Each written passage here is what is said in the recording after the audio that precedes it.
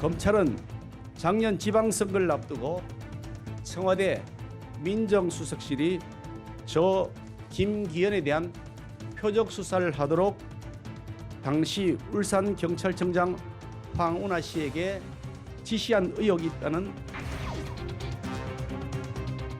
김기현 수사첩보의 최초 전달자로 지목된 백원우 민주연구원 부원장은 당시 청와대 민정비서관으로 재직했습니다. 대통령 친인척 등 주변인 관리가 주 업무인 민정비서관이 선거를 앞둔 시점에 야당 출신 시장과 관련된 비위 첩보를 어디서 가져왔느냐는 겁니다. 문서를 이첩한 문건을 생산한 적도 없고요. 네. 이것에 대해서 하명 수사를 지시한 적도 없고요.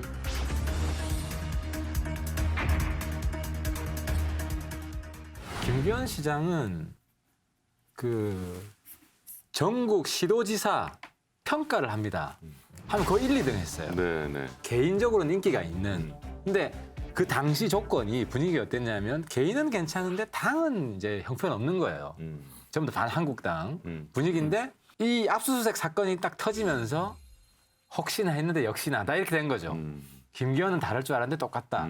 해가지고 처음 여론조사에서는 거의 15, 20% 앞서다가 이때부터 막 추락하기 시작했는데 이게 이제 제가 좀 취재를 했어요. 또 제 옆 동네잖아요. 네, 가깝습니다. 네. 그래서 좀 이렇게 아는 친구도 많고 처음 시작됐을 때부터 기획된 사건이에요. 이게 이제 굉장히 복잡한데 디테일로 들어가면 네.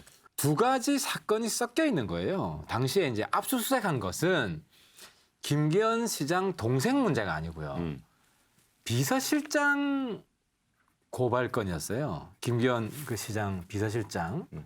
그래서 비서실장 사무실을 압수수색한 겁니다. 네. 시장은 상관없어요. 네네. 그래서 비서실장 건으로 압수수색한 이유를 발표를 해요. 발표를 하는데 마지막에 경찰이 그 김기현 시장 동생은 도피 중입니다. 이런 멘트를 함께 넣는 거예요. 네. 이게 지금 그 당시 사건을 잘 알고 있는 울산 현지 사람 이야기인데 네. 그러니까 울산 시민들은 압수수색 이유가 김기현 시장 동생 문제구나. 이렇게 언론에 쫙 퍼져버린 거예요. 김기현 시장을 떨어뜨리는 게 목적이기 때문에 김기현 시장에 대한 악선전이 최대한 퍼져나게끔 하는 그런 시나리오다라는 이제 단서들이 이제 나오고 있고 또 하나는 송철호 시장 캠프랑 연결이 돼 있어요. 이제 위험한 발언인데. 그러니까 이 부분은 이제 드러날 겁니다. 제가 이제 오늘 취재한 건데 판도라를 위해서 네, 아니, 네. 취재를 한 건데 그 사건에 이제 직접 관련돼 있는 사람인데 송철호 시장 캠프에 있는 사람이 네. 어쨌든 그 검찰 조사에 갑니다. 그래서 진술을 합니다. 네. 거기서 이제 무슨 이야기 했겠어요. 이제 라이벌에 대한 어쨌든 의혹 같은 걸 계속 이야기를 했을 거 아닙니까? 네네. 그러니까 이 부분이 지금 알려지지 않았어요. 그래서 지금 이제 위험한 정 의원은 발언이고. 위험한 네. 발언이다라고 이야기를 하는 것이고 그래서 제가 볼 때는 이걸 파다 보면 이 사건의 시작부터 그 캠프, 현 시장 캠프와 청와대가 연결돼 있다. 연결돼 있고 그래서 아주 철저하게 기획된 선거 공작으로 전 드러날 것이다. 이렇게 보는 겁니다. 자, 하태경 의원이 선거 공작이라는 무독재 시대나 가능했던 단어를 끄집어냈는데 문재인 정부에서는 상상할 수 없는 단어다라고 저는 일단 주장하고요. 제가 알고 있는 이 김기현 시장 관련 사건에 대해서 말씀드리면 네네. 관급공사를 신청했는데 떨어졌나 봐요. 울산시에. 동생이 아니 누군지는 모르겠어요. 고발자가. 네. 예. 근데 네네. 관급공사 경쟁을 할 거 아닙니까? 네네. 그러니까 붙은 사람이 있고 떨어진 업체가 있을 거 아닙니까? 떨어진 업체가 곳곳에 이제 투서를 넣었다는 거예요. 그리고 그것이 주변에서 이제 퍼져나갔나 봐요. 소문이. 근데 그게 이제 청와대까지 이제 제보가 된 거인 것 같아요. 근데 청와대는 알다시피 감찰은 할 수 있는데 수사는 할 수 없잖아요. 수사권이 없기 때문에. 그렇죠. 네. 그래서 백원우 민정비서관의 주장은 기억나지도 않을 사건 그리고 김기현 시장과 직접 연관이 없는 무슨 비서실장 이런 관련 이게 주변 인물들이었기 때문에 이첩을 했다는 거예요. 백 부원장은 첩보의 정확한 입수 경위에 대해서는 말을 아낀 채 첩보를 관할 비서실로 단순 이첩했을 뿐 청와대에 이른바 하명 수사는 없었다고 선을 그었습니다. 박 비서관에게 전달된 첩보 보고서는 특별감찰반 파견 경찰을 거쳐 경찰청과 울산경찰청으로 전달된 것으로 알려졌습니다. 청와대의 하명 수사 의혹에 연루돼 조사를 받던 전 특감반원이자 현직 검찰 수사관 A씨가 숨진 채 발견된 건 어제 오후 3시쯤. 최근에 김기현 울산시장 첩보 문건 사건과 관련해 어제 오후 6시 중앙지검 출석을 앞두고 있던 상황. A씨는 백원우 전 청와대 민정비서관 산하 특감반원 재직 당시 첩보 문건 생산과 전달에 관여했다는 의혹을 받고 있었습니다. 그래서 황운하 청장이 아침 라디오 프로그램 나와서 인터뷰한 걸 보니까 그 정도 사건은 민감한 사건도 중요한 사건도 처음에는 아니었다는 거예요. 그렇기 때문에 그 제보의 출처를 알아보지도 않았다는 거예요. 그리고 수사에 들어갔다는 거고. 그리고 황운하 청장의 주장은 어쨌든 비서실장의 비문제 의혹이었다는 거예요. 하다 보니까 이제 김기현 시장까지 이제 영향이 이제 간 건데, 그래서 본인들은 기소위원으로 검찰에 냈다는 거예요, 송치를. 그런데 검찰이 그것을 무혐의 처분을 했다는 거고, 그래서 황운하 청장의 주장은 그 첩보 내용은 검찰이 또 다 가져갔대요. 그래서 그냥 검찰이 공개하면 된다.